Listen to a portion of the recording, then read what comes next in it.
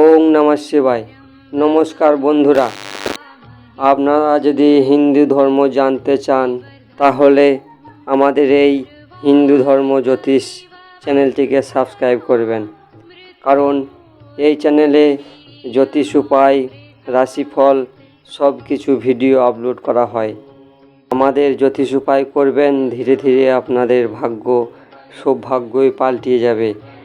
আজকে জানবো হোলিতে কোন কোন জিনিসগুলি বাড়িতে আনলে মা লক্ষ্মী খুব খুশি হয়।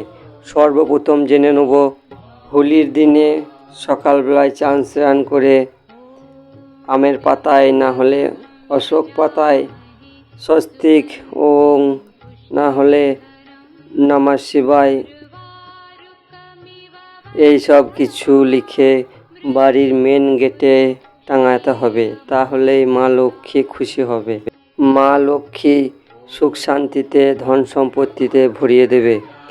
দ্বিতীয় উপায়টি হলো বাম্বু প্ল্যান্ট, মানে যে ছোট ছোট যে বাঁশের মতো গাছ পাওয়া যায়, এগুলির মধ্যে 7টি না হলে 11টি লাগানো এরকম বাম্বু প্ল্যান্ট গাছ নিয়ে আসবেন, হোলির দিনে আনবেন, তাহলে আপনার ভাগ্যে ধীরে ধীরে বৃদ্ধি বাড়বে, মা লক্ষ্মীরও আশীর্বাদ পাবেন।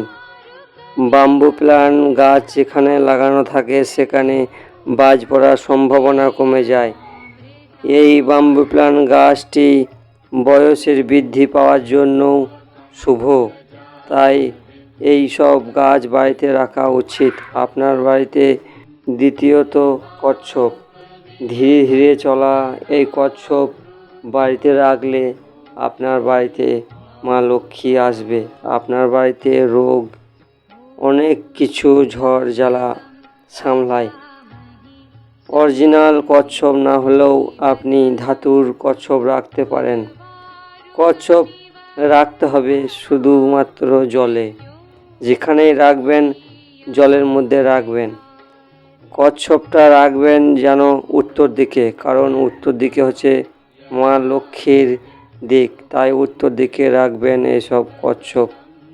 দ্বিতীয়ত রিমঝিম, এই রিমঝিম আপনার বাড়ির সামনে যদি লাগানো হয় হোলির দিনে এনে, তাহলে আপনার বাড়িতে যে মিষ্টি সুরে আওয়াজ দেবে সেই মিষ্টি সুরে মা লক্ষ্মী প্রভাব হয়ে আপনার বাড়িতে আসবে। নেগেটিভ শক্তি দূরে যাবে, পজিটিভ শক্তি বাড়িতে থাকবে, ধীরে ধীরে আপনার ধন সম্পত্তি বাড়বে। তৃতীয়ত উপায়, লাল ধাগাতে 3টি চিনি পয়সা বেঁধে রেখে দেবেন বাড়ির সামনে ঝুলিয়ে, ধীরে ধীরে আপনার বাড়িতে সুখ সমৃদ্ধি বাড়বে, মা লক্ষ্মী খুশি হবে। এইসব যে উপায়গুলি বলা হচ্ছে সব হোলির আগে হোলির দিনে, কারণ এই সব উপায়গুলি করলে আপনার ধন সম্পত্তি বৃদ্ধি হবে, ধীরে ধীরে বাড়বে।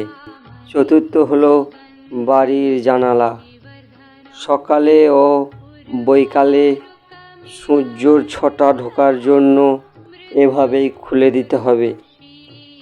ভগবান সূর্যদেব হচ্ছে জীবনদায়ী, সূর্যর প্রভাব আপনার ঘরে পড়লে আপনার ধীরে ধীরে নেগেটিভ শক্তি দূরে যাবে, পজিটিভ শক্তি ঘরে ঢুকবে। পঞ্চম উপায় ঝাঁটা সবসময় আপনাকে বাড়িতে লুকিয়ে রাখতে হবে, যেখানে কারো নজর না পড়ে। আপনার বাড়ির ব্যবহার করা ঝাঁটা ব্যবহার হয়ে যাওয়ার পর আপনাকে এমন জায়গায় রাখতে হবে সেখানে যেন কারো নজর না পড়ে, কারণ বাড়িতে নেগেটিভ শক্তি বার করে দেয় ওই ঝাঁটা, পজিটিভ শক্তি বাড়িতে প্রবেশ করার জন্য।